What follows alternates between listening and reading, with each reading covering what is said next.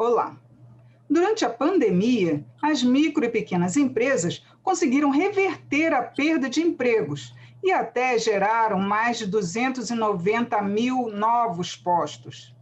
O Programa Nacional de Apoio às Micro e Pequenas Empresas de Pequeno Porte, o PRONAMP, que foi aberto em 31 de dezembro de 2020, já tem um aporte de 10 bilhões de reais. Uma medida provisória que está em análise na Câmara garante esses recursos para viabilizar o programa. E o deputado Zé Neto, do PT da Bahia, vai apresentar emendas ao texto. E é com ele que eu converso nesta edição do Palavra Aberta. Bem-vindo, deputado Zé Neto. Prazer é meu, Regina, saudar o público. Estou aqui à sua disposição para discutir um tema que, para mim, é muito relevante no setor produtivo nacional, especialmente aqueles que, nesse instante, têm pouca possibilidade de acessar recursos bancários de forma mais direta. O PRONAMP, a gente vê com um dos caminhos que vai viabilizando, evidentemente, créditos com custos bem menores, com juros bem menores, e que, evidentemente, garantem, assim, uma possibilidade de que essas empresas possam ter algum suporte em meio a essa pandemia que tanto afetou o nosso mercado. Seria bom, então, se eu esclarecer um pouquinho da medida provisória e também das emendas que o senhor pretende apresentar para os trabalhadores autônomos de transportes e também os representantes comerciais. A medida, na verdade, ela traz pouco mais de 10 bilhões para que esses recursos cheguem às mãos dos pequenos microempreendedores e, evidentemente, para essas empresas que, como eu disse agora há pouco, estão com dificuldades relacionadas principalmente com o recurso bancário. Ela traz 1,25 ao ano, é um juros bem, no geral é isso, são juros bem palatáveis, e a gente trouxe aí dois setores que eu acho que precisam de uma atenção mais qualificada. Eu trouxe aí a situação, que é uma situação muito grave, que é a situação daqueles que têm transporte alternativo complementar, ônibus, micro-ônibus, vans, que pelo Brasil inteiro fazem transporte intermunicipal e outros, desde que estejam, evidentemente, regularizados junto a seus municípios e seus estados. Na Bahia, por exemplo, nós temos o transporte intermunicipal de vans, em muitas cidades também existe a regulamentação do sistema de transporte municipal de vans, que são transportes complementares, que suplementam essa demanda importante que é o transporte coletivo em nosso país, nos estados e municípios. Então, eles ficaram de fora, sem uma linha direta. Nós estamos tratando de forma específica essa situação e também a situação dos representantes comerciais, que é uma outra categoria que vem enfrentando muitas dificuldades, que trabalham permanentemente para fazer com que chegue, principalmente nos pequenos municípios e nos rincões do Brasil, a produção da nossa indústria, a produção atacadista de alimentos, de variedades, enfim, de toda a produção nacional. E a gente precisa para fazer com que essas duas categorias tenham uma atenção qualificada. Inclusive, nós estamos também elaborando, porque ficou mal redigido, inclusive, durante o período da pandemia, uma formulação que possa atender também as escolas particulares. Nós estamos vendo, na verdade, Regina, não é diferente em Brasília, não é diferente na Bahia, não é diferente em São Paulo, não é diferente no Rio, não é diferente no Maranhão, em todos os estados brasileiros, uma verdadeira uma varrição do ponto de vista da falência de muitas pequenas escolas, que elas também têm um papel importante na educação brasileira. E, deputado, como é que os microempresários teriam acesso a esses recursos? Aí as regras são as mesmas regras anteriores, que são regras estabelecidas que facilitam mais o acesso e facilitam mais as garantias para que os empréstimos cheguem de forma mais direta a eles.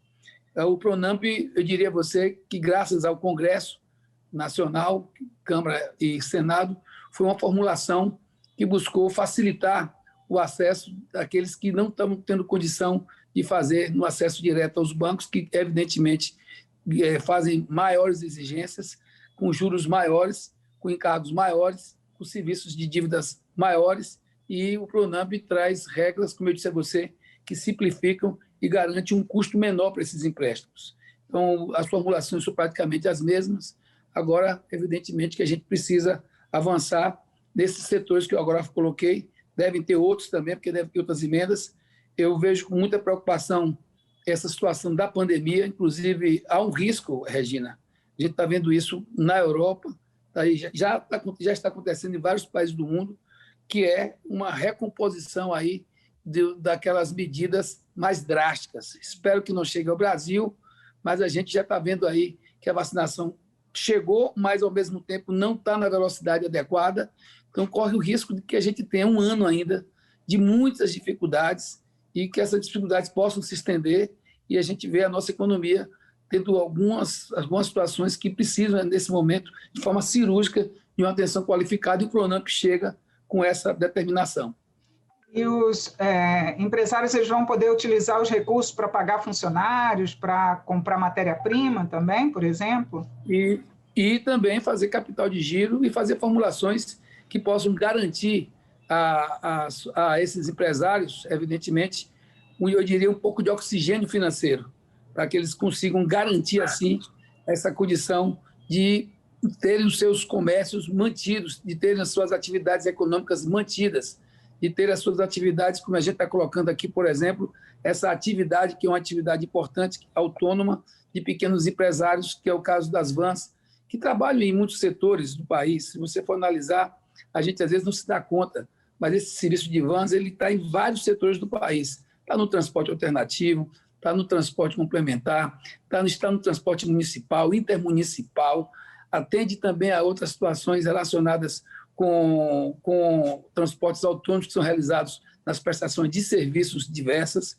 E, no caso dos autônomos que eu coloquei agora há pouco, que são os autônomos que trabalham com representação comercial, esses também precisam de serem vistos, até porque na pandemia foram por demais afetados e passaram meses sem poder se movimentar nas suas atividades econômicas e comerciais.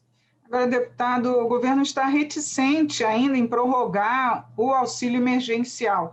Haveria recursos para esses empresários, esses microempresários poderem também ser beneficiados, aumentar além desses que já estão incluídos na medida provisória? Olha, o que eu estou muito preocupado com relação a essa situação é que a gente não tem ainda um debate claro do que vai acontecer. Se você me perguntar o que é que para mim era interessante ser feito, era ampliar muito além dos 10 bilhões de fração o Pronamp e a gente voltar aí com mais, pelo menos, até que a gente estabilize esse processo vacinal, o auxílio emergencial. E garantir que esse auxílio emergencial, pelo menos por mais 4 meses.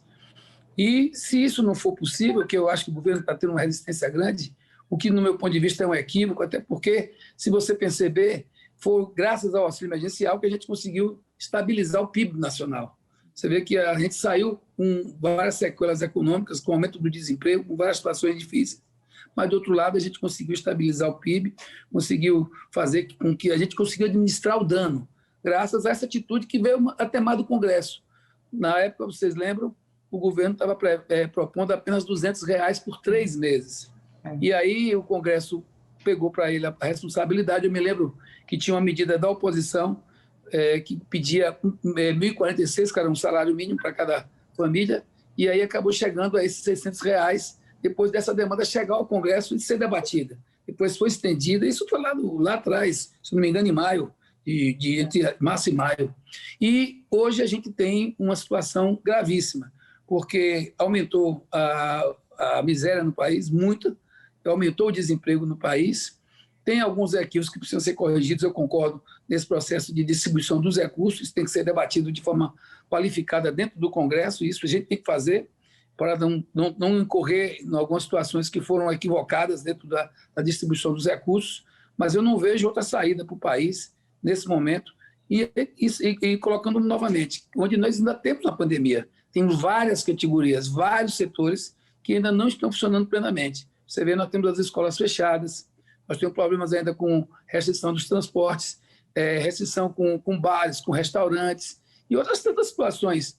E com o risco, inclusive, de que as situações sejam agravadas. Você está vendo lá em São Paulo já as medidas ficando mais drásticas, com esse risco de que isso se estenda. Portanto, eu acho que a gente tem que, no Congresso, fazer esse debate. Eu fui não sei se você lembra, Regina, eu conversei com você antes do recesso, eu defendi que não tivesse o recesso, para a gente passar o mês de janeiro. Acho que foi um equívoco ali, eu falei isso para a Maia, foi um equívoco, a gente deveria ter mantido a casa aberta, discutir a questão do orçamento da União, que até agora não foi votado, garantia um debate sistemático e ouvindo o que acertou e o que errou dentro dessa questão do auxílio emergencial, tocar também na questão das vacinas. A gente tem um plano vacinal totalmente desconfigurado e a gente tem uma desconexão grande entre municípios, estados e União. Você vê, é um absurdo que a gente ouviu do presidente da República dizer que o Supremo tirou a autoridade dele. Não foi.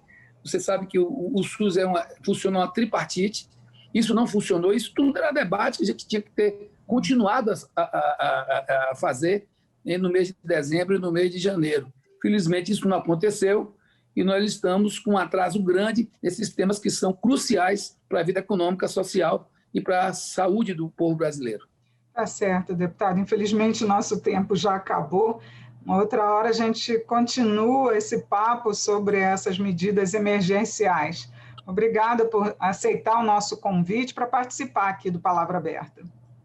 Eu que agradeço, que a gente tenha um bom ano de muito trabalho na Câmara, no Senado, no Congresso, e um grande abraço para vocês que vêm realizando um belo trabalho na TV Câmara. Eu conversei sobre a medida provisória que libera recursos para as micro e pequenas empresas. Foi com o deputado Zé Neto, do PT da Bahia. Eu sou Regina Assunção, agradeço a sua audiência. Até a próxima.